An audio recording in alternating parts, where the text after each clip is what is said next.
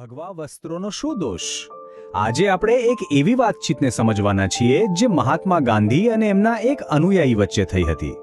આ એક નાનકડી વાત છે, પણ એમાંથી એક બહુ જ મોટો સવાલ ઊભો થાય છે. તો વાત છે સાબરમતી આશ્રમની. ત્યાં એક યુવાન હતો જેમના દિલમાં દેશ સેવા કરવાની આગ હતી. પણ ખબર છે એમને શું લાગતું હતું? એમને લાગતું હતું કે એમના પોતાના જ કપડાં એમને આ કામ કરતા રોકી રહ્યા છે. બસ આ જ વિચાર પર થયેલી એક વાતચીતે આખી માનસિકતા જ બદલી નાખી.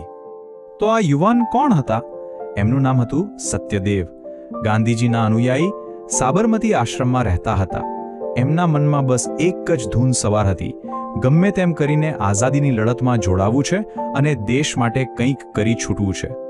દેશભક્તિની આ જ પ્રેરણા લઈને સત્યદેવ એક દિવસ સીધા પહોંચ્યા ગાંધીજી પાસે. એમનો ઈરાદો એકદમ સાફ હતો: બાપુ, મારે રાષ્ટ્રની સેવા કરવી છે. પણ અહીંયા જ કહાણીમાં એક રસપ્રદ વળાંક આવે છે. સત્યદેવ માટે દેશ સેવાના માર્ગમાં કોઈ અંગ્રેજ નહીં, પણ એમના પોતાના જ ભગવા વસ્ત્રો એક મોટો અવરોધ બની ગયા હતા.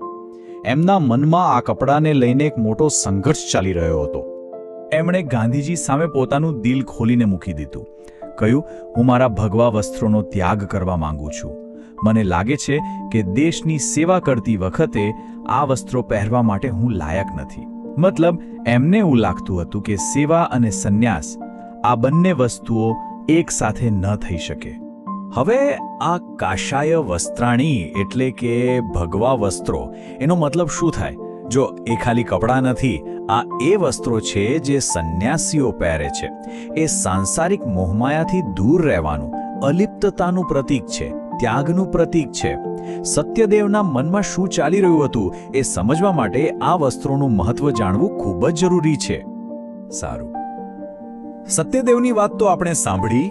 હવે જોઈએ ગાંધીજીએ શું કહ્યું. ગાંધીજીએ સત્યદેવની આખી વાત સાંભળી અને પછી એવો જવાબ આપ્યો જેણે સમસ્યાનું કેન્દ્ર જ બદલી નાખ્યું. એમણે ફોકસ કપડા પરથી હટાવીને ક્યાંક બીજે જ શિફ્ટ કરી દીધો. ગાંધીજીએ બહુ લાંબી પહોળી વાત ન કરી. એમણે બસ એક સીધો અને સચોટ સવાલ પૂછ્યો: પણ એમાં ભગવા વસ્ત્રોનો શું દોષ છે? બસ આ એક જ સવાલ, અને આખી વાતચીતને એક નવી જ દિશા મળી ગઈ. જુઓ, ગાંધીજીનો તર્ક કેટલો સિમ્પલ અને પાવરફુલ છે. એમને સમજાવ્યું, પહેલી વાત, સમસ્યા બહાર નથી, કપડામાં તો બિલકુલ નથી. બીજી વાત, આ જે સંઘર્ષ છે એ તારા મનની અંદર ચાલી રહ્યો છે. તો પછી ત્રીજી અને સૌથી મહત્વની વાત, જો સમસ્યા અંદર હોય તો બદલાવ પણ અંદર જ લાવવો પડે ને. ગાંધીજીએ તો જાણે સત્યદેવની નસ પકડી લીધી. એમણે સીધું જ કહ્યું, તારું મન ચંચળ છે અને આવા ડગુમગુ થતા મન સાથે વસ્ત્રોનો ત્યાગ કરવો એ બરાબર નથી. એક જ વાક્યમાં આખી સમસ્યાનું મૂળ બતાવી લીધું. દોષ કપડાનો નહીં, મનની અસ્થિરતાનો હતો. અને અહીંથી જ આપણને આખી વાતનો સાર મળે છે. આપણને સમજાય છે કે સાચો ત્યાગ શું છે અને સાચી સેવાનો અર્થ શું છે. ગાંધીજીના મતે આ બધા સવાલોના જવાબ બહારની દુનિયામાં નહીં, પણ આપણી અંદર જ છુપાયેલા છે. તો જુઓ, ફરક કેટલો સ્પષ્ટ છે. એક તરફ સત્યદેવ વિચારે છે કે સમસ્યા બહાર છે, મારા કપડામાં છે, એટલે ઉકેલ શું? કપડાં બદલી નાખો. જ્યારે બીજી તરફ ગાંધીજી શીખવે છે કે ના, સમસ્યા તો અંદર છે, આપણા વિચારોમાં છે, અને એટલે જ ઉકેલ પણ અંદરથી જ આવશે, માનસિકતા બદલવાથી. તો સવાલ એ છે કે જો કપડાં નહીં તો પછી ગાંધીજીએ સત્યદેવને શું છોડવાનું કહ્યું? એવો તે કેવો ત્યાગ હતો જે વસ્ત્રોના ત્યાગ કરતાં પણ વધુ મહત્વનો હતો? ગાંધીજીની સલાહ બહુ જ ઊંડી હતી.